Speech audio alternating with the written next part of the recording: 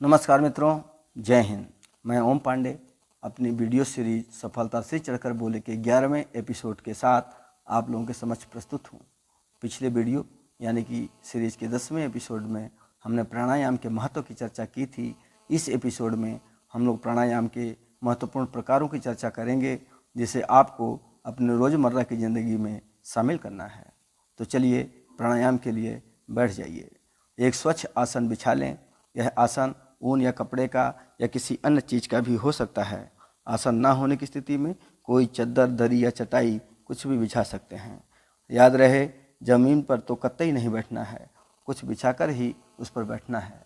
बैठने के लिए बिछाए आसन पर सिद्धासन, पद्मासन, कमलासन इत्यादि किसी भी मुद्रा में जो आपको सहज लगे उस पर बैठ जाएं। उपरोक्त मुद्रा का वीडियो आपको YouTube पर मिल जाएगा।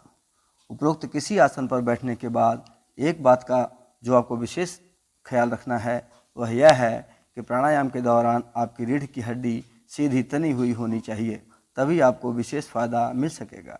मित्रों, यह कोई ढकोसला नहीं है बल्कि पूरी तरह से वैज्ञानिक प्रक्रिया है। कोई भी कार्य करने से पहले उसकी पूरी जानकारी अवश्य ले लेनी चाहिए। आपको पता होना चाहिए कि आप जो भी कर रहे हैं वह क्यों कर रहे हैं और उसका क्या लाभ है। सबसे पहले तो हम यह जानते हैं कि ज़मीन पर नीचे बैठकर प्राणायाम क्यों नहीं करना चाहिए।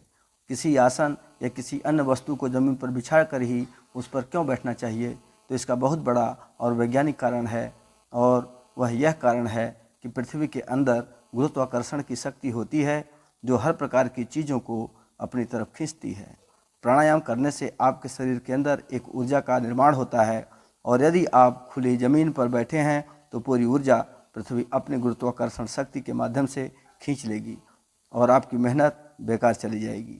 इसलिए हमें प्राणायाम करते समय कभी भी खुले ज़मीन पर बिना कुछ बिछाए नहीं बैठना चाहिए। दूसरी बात, मैंने प्राणायाम करते समय रीढ़ की हड्डी सीधी तनी हुई रखने की बात की, उसका भी बड़ा वैज्ञानिक कारण है। रीढ़ की हड्डी अंदर से खोखली होती है और उसके अंदर से आपके शरीर की 3 प्रमुख नाड़ियाँ होकर गुजरती हैं। उन नाड़ियों का नाम क्रमशः इड़ा, पिंगला और सुषुम्ना नाड़ी है। ये तीनों नाड़ियाँ गंगा, जमुना और सरस्वती नदियों का परिचायक हैं।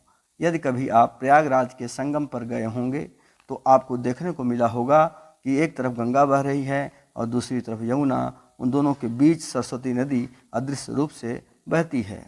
क्योंकि तीनों नदियाँ वहाँ आकर मिलती हैं, इसीलिए उसका नाम संगम पड़ा है। रीढ़ की हड्डी के एकदम नीचे गुदा मार्ग से थोड़ा ऊपर मूलाधार चक्र पर कुंडलिनी नामक शक्ति सर्पाकार अवस्था में सुषुप्त पड़ी रहती है। प्राणायाम से वह जागृत हो जाती है और सुषुम्ना नाड़ी में प्रवेश करके वह ऊपर की तरफ चढ़ती है, और ऐसे में यदि रीढ़ की हड्डी टेढ़ी हुई तो उसे नुकसान पहुंच सकता है।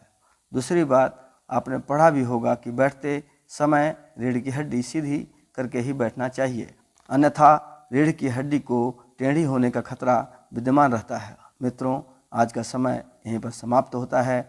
अगले भाग में हम लोग इसके आगे चर्चा करेंगे। तब तक के लिए धन्यवाद। भारत माता की जय। वंदे मातरम।